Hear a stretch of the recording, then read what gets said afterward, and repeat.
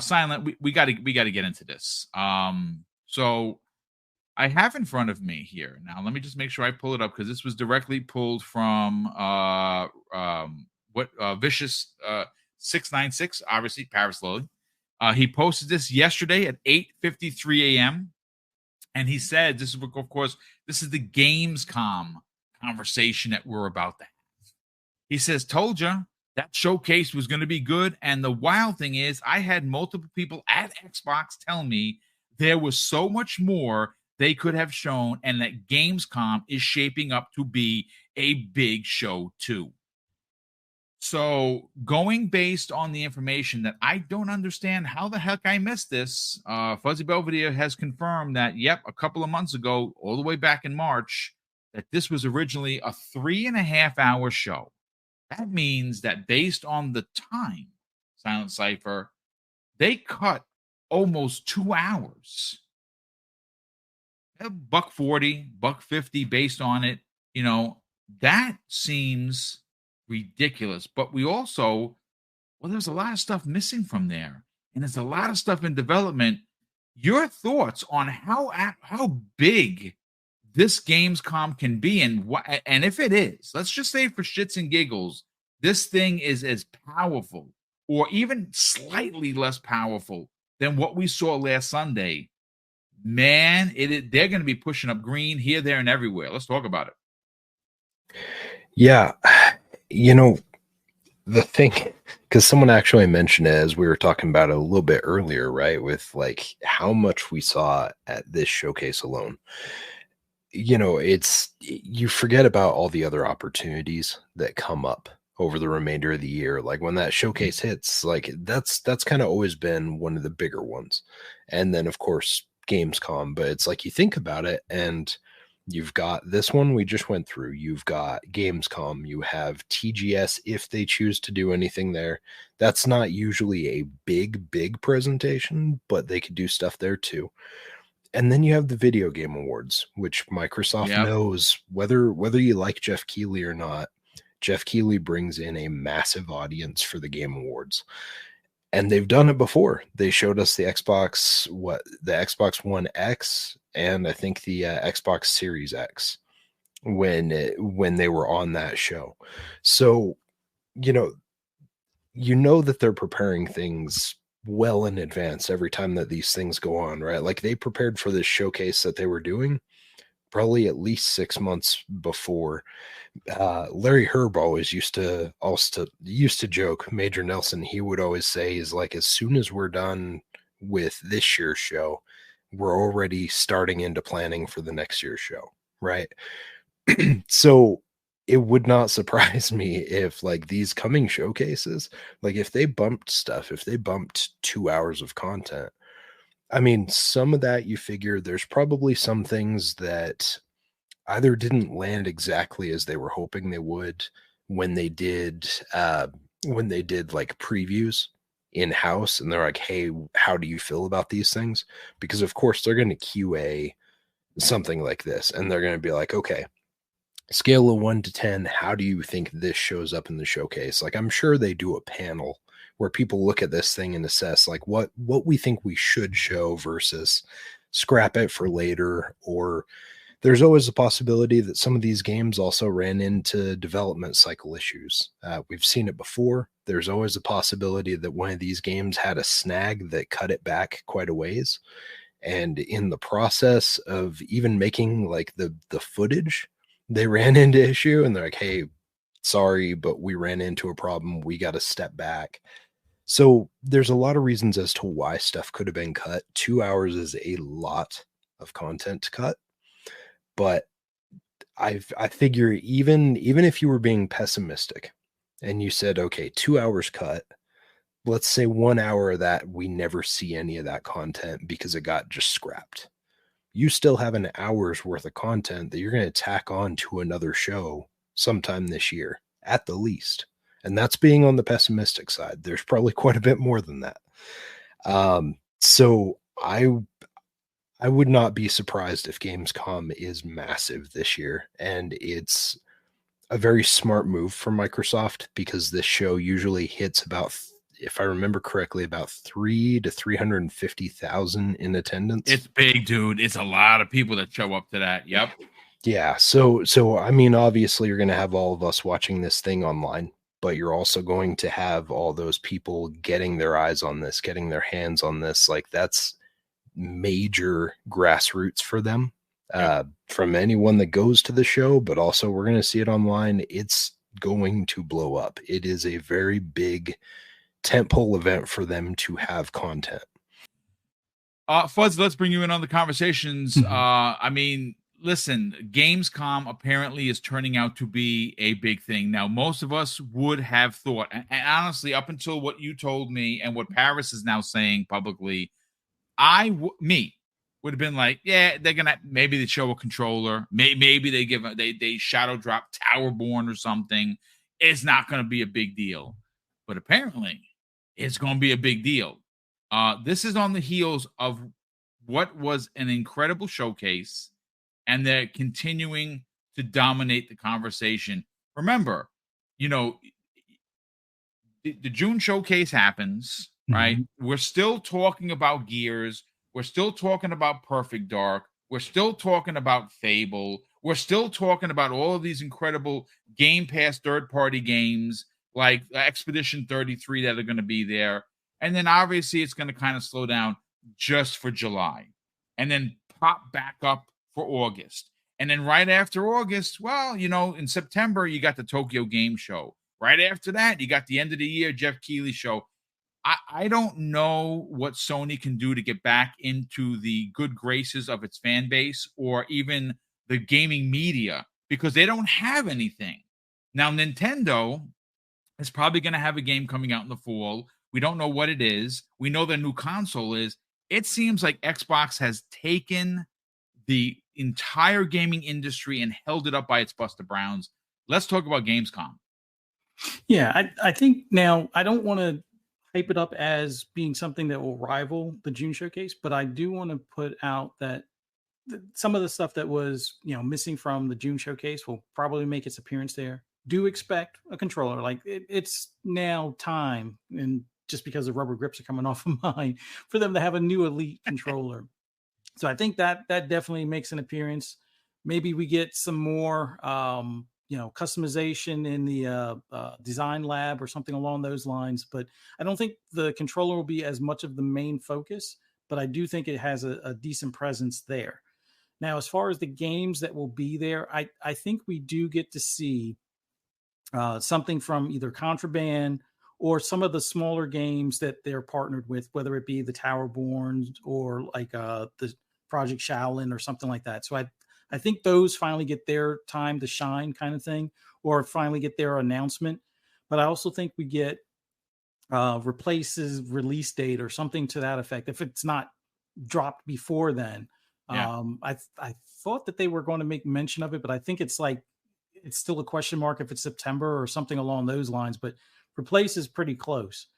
There's another one I'm still waiting on, which is The Last Night, but hopefully that it's one dev working on it, and he actually had a breakthrough on some like 8-bit pixel art style tech that he's been working on as well. But we'll see when that one drops. But I think we get some smaller games, and I do think there's a few partnered studio stuff that we don't know about. It hasn't been mentioned or leaked by Jez as like a project name or anything like that, because there have been other teams that they've partnered with before, like the ones that did what was that Souls like game, Surge or something like that. I think there was some sort of partnership game that they had a few years back that's dating back like 5 or 6 years now. So that may make a surprise appearance. I know they've done a few other games as well. And there was supposed to be a partnership with the ones that made Rise, Son of Rome. And they also did that Hunt Showdown game, which that one was like about 5 or 6 years ago as well. So we might hear something along those lines. But there's, I would say between Gamescom and the Tokyo Game Showcase, the Tokyo Game Showcase, I think the Tokyo Game Showcase, we get to see some of the studios that Phil and Sarah have been talking about as far as the partnerships. I think they said they partnered with like 40 different studios in that region. We got to see, one of the games at this past showcase, but there's a good bit more, and I think a handful of them are closer to at least being shown, and maybe a year off or so as far as being ready for release and stuff like that. But I think at Gamescom we get to see, I'm going to call, let's say 10 to 15 titles. Holy If crap! if it That's winds up just being 15 titles, I think it'll only be like maybe one or two, like what we would consider like bigger titles. Like I think Contraband would be kind of considered that as far as with the partnership with Avalanche and things like that. But I think that we'll see a lot of the smaller games, not necessarily like indies only, but like some of your double A that are like well-known studios, not necessarily like your Remedies or anything like that, but something along those kind of lines. And I would say, actually, what was that other game from? It's not Embark, or maybe it is Embark that does no, not the one that does the pixel or Pixar looking game, but the ones that did the Final Cut or something like that. The game that's like a free to play. They have that other sci-fi one that should be possibly announced, and I think Xbox has the marketing for that. So hopefully we get a date on that, because that one we haven't heard from in a while. But yeah, You're talking about the Last Night. Well, no, the Last Night, Okay. that one, that was the guy that I was talking about that did the pixel like 8-bit pixel art breakthrough. He's probably still going to be at least a year or two away, but it was, I think it's Embark Studios that are like old Battlefield devs that did like the Final Cut, or it's called the Finals. They have another game that's like a sci-fi Division, Destiny like type of game, and they had like a beta test earlier. I think it was earlier this year they had the beta tests, but it should be somewhat closer to like a release or a launch date. So I wouldn't be surprised if that makes an appearance at Gamescom as well. But yeah, it's going to be wild, because there's going to be some more games that we kind of get surprised with being released still this year, and then some going into early 2025 range. So I think Gamescom, just be prepared for some hardware, but mainly controllers. I'll take a new one of smaller games, and maybe one or two surprise bigger games that kind of got bumped from the June showcase. So it should be worth the watch. Unlike before, where some people are like, "Oh, I don't want to see controllers in a bowl or something like that, or see anything about Age of Empires." No, I think this will have a lot more attention, or deserve a lot more attention than some of the previous Gamescoms. Hargeet, listen, we have you here. Obviously the talk was, of course, regarding the showcase. We've already talked about that to death. Gamescom is upon us. It is coming in August. Apparently, thanks to Paris Lilly, and his, who he's spoken to in Xbox, be prepared. Obviously, we heard from Fuzzy Belvedere that this show was originally slated to be almost 3.5 hours. They had to cut a lot from it to make it feasible. Makes perfect sense. Wow. Gamescom apparently is going to be a thing, and this is on the heels of still the Game Awards, the Tokyo Game Show, and that June showcase, which by any definition on any day of the week was probably the best showcase in the history of showcases. It's definitely the best Xbox showcase without a doubt. Let's talk about it. Yeah, I like the first thing I want to point out is the assumption that like, hey, this was awesome, and will that keep going? Just think of the way it's kind of scheduling, right? They're gonna have 4 to 5 games at least every year to give you just live updates, right? Because of the 17, you had things like Elder Scrolls and Diablo, Fallout, things like that, right? And if you want to count Shattered Space, that's a 6th, right? So they have 5 live service games like CFDs, all the updates. So that right there, it's like 5 games.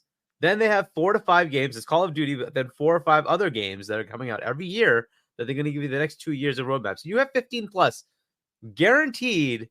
Every June, you're going to get that in their showcase, and they still will have more with all these third-party deals they're making for content for themselves, right? And that's where it might end up having to go to a Gamescom and having to go to a, an OD showing up on a Game Awards. They have too many games. That's just really the way it is, right? Like Fonz was shouting in the thing, too many games. That's right. They really are. Because this is the cadence they're going to be at now. Right? This is the cadence they're going to be at now, right? There's like 8 to 10 games, like 8 at least first party games this year, right? It's ludicrous how much is happening, but that's the way it is, right? That's not even counting like the live updates, right? There's all those updates that keep happening, DLCs keep coming. That is kind of the world we're in. What do we think from Gamescom? I think they're going to keep some of the bigger announcements for Game Awards just because of the larger number of people viewing it, all over the world. Gamescom just generally doesn't tend to gain that much as far as people watching it. So they might temper things there, but there's still going to be stuff there. And they might change that calculus going forward to say, maybe that is a big show because Xbox has something to tell us, right? Because they're one of the biggest publishers, right? So it's up to them to sort of make that switch. What kind of things? I don't know if it's going to be like, here's a massively new like reveal of something that's coming 4 years out, right? I doubt they would do that because that would be awesome for the showcase. Or Game Awards. That's probably like they did with Blade, right? Blade, boom, here you go. Here's something that's coming to Xbox. Great enthusiasm, right? I don't know that it would do something like that at Gamescom, but I kind of agree with what you guys have been saying. It's going to be more like, the games that we missed, right? The ones that we kind of know about. It's like, hey, where are the updates for these things, right? There's games coming, right? Like they're eminent. Where are the updates for those? I think you're going to see that. But what I really wanted to point out was like, you should expect this cadence going forward. This is what's going to happen. Every June, you're going to get 15 to 20 Xbox first party announcements on top of their third party, announcements. So it's going to be a killer showcase after killer showcase. And how the other sides manage to compete with that. Well, Nintendo actually, believe it or not, they release quite a few games every year. We just never notice, right? But I do. I buy them all. 8 to 10 games. Yeah, and you know something, I'm on the hook for every one of them. I buy all of them, and I buy them 2 times because not only do I buy them for myself, I buy them for my nephew Tyler. And he gets the game right along with me. So they're getting my bucks. Yeah. Now those games generally, I mean, there's a few that are very, very high end, but most of them tend to be more medium games. Yeah, medium level games. They're not going to be like the levels of a Doom or a Fable or something like that, right? So fair enough. But I guess you could also say the same thing with Hellblade and South of Midnight. Maybe those aren't going to be very large games, but they're great, right? And so you have that. Now, the other side is PlayStation. I don't know how they realistically compete with this. They've put themselves in an odd situation. As we've been pointing out, hey, they pivoted to gas, and now they have to pivot back, which means they're going to be stuck for a while. Yep. And their original plan sucked. Why? Because their games were costing too much. Yeah. So what do they plan to do? I don't even know what they plan to do. Nintendo just sells games like there's no tomorrow. So they make money. They make a lot of bank. They make more profit than PlayStation by like twice as much, right? They're ridiculous. Xbox has live games. They do. They have King and on top of that. One of which was number 1 in May, by the way. Just saying, right? And so I don't know where PlayStation goes, but as far as Gamescom, I don't know what PlayStation even brings there. They're not even going to show up. I don't think they're even going to show up. They don't usually have much of a presence. No, I think, right? Like the Jim Ryan era kind of destroyed any level of enthusiasm for that brand, to me, anyways. When it was the Sean Layden era, they would still be putting stuff out there, right? They would be engaging with. It's totally different now, right? The Jim Ryan era is why should I waste my money? People are lining up to buy my console anyway. So he just took away all that enthusiasm. Well, here's the problem. That showcase tells you that you need to compete. You will need to bring it, right? And now you got freaking articles written by PlayStation-centric media saying, where is PlayStation? What's going on, right? And that, I don't know what they plan to do next. We'll see. But if they continue this pattern, which I've been pointing out, the enthusiasm gap will be a massive problem for them. It will shift people to the other side because people just want to have some fun. And if you have more fun things on the other side, they're going to go there. It's just the way it is, right? You're not going to want to just stick around to like, oh, I'm a sourpuss sitting on this. There's no games coming. What the heck am I like? No, they're going to go. And look, Nintendo's coming. They're going to be releasing a whole new Switch. And that's going to have a whole lineup of new games. And by the way, they're going to play everything. So yeah, good luck in that environment where two competitors are now coming at you. What are you going to do if you don't? They have to change their mindset. I don't know what the heck they're going to do, to be honest, right? They'd have to buy smaller studios, maybe start making smaller games, start increasing the cadence, right? But anything they start now, just like with Xbox, right? How Phil got all this freaking backlash. And I kept telling people, just calm down. The games are coming. 2018, he bought studios. Those games are coming now, 6 years later, right? That's what they're in for. You're going to be waiting at least a half a decade to get into a cadence to give you more games on the other side. Nintendo is going to Nintendo. They're going to keep churning games. That's what they do. So they're always going to be sitting pretty. Xbox is going to be doing this cadence pretty much every year now. They have too many studios for it not to be this way. You're just going to keep seeing this over and over and over, right? And then, as I've been saying, every show is going to be an Xbox show because that's how it is. They have so much to tell you. So every show is going to be an Xbox show. Where's PlayStation going to live in this? I don't know, right? And this is the Jim Ryan era playing out. The whole decision making that he had it's not gamer friendly, and now you're going to see the output of that. I hope they find somebody that can actually change that. Maybe the two new co-CEOs do that. We'll see, but that's kind of where they are, and you can start to see the narratives flipping a bit, right? I've been saying the media will eventually have to deal with it. They'll have to. You'll still have holdouts. It'll be years, but they will eventually flip too. There's no way out of it. They will. Well, Hargeet, you also mentioned the fact, like, obviously, like every show is going to be an Xbox show moving forward. And that's the benefit of them picking up ABK, right? Is because even if you don't have stuff going on in like your primary first party salvo, you've got stuff coming out on a regular annual or biannual cadence where like every showcase you're at, even if it's not supposed to be an Xbox geared thing, it's going to be Xbox published. It's still going to be there. So like you're going to see that logo. It's literally like the Trojan horse of marketing because it will be everywhere no matter what. Like there's no getting rid of it now. And the compellingness of Game Pass will just keep getting more and more ridiculous. And eventually, like they're going to be a set of people who are just like, no, I will never do. Good for you. Most people won't care. They're like, what? I can spend that little and I get all that. Where do I sign up? So there's just going to be people that will just say, yep, I'm taking that. And we'll see how this plays out over the next couple of years. But I can see the Nintendo market share staying pretty dominant. And I can see the Xbox market share starting to increase because there's just so much content. Like the enthusiasm is going to be there. You might even say, hey, yeah, some of these games are coming to the other side. But they're going to associate it with Xbox because they're marketing it. It's their showcase. You're going to say, oh, Xbox has all this. Cool. I'm going to go get an Xbox. That's just what's going to happen, right? And the beauty of Xbox is everything's day and date PC as well. So if you happen to be a PC enthusiast, you're good to go. No problem. So this is just the way it is with their stuff. So we'll see how that plays out. But Gamescom, I expect them to have something cool.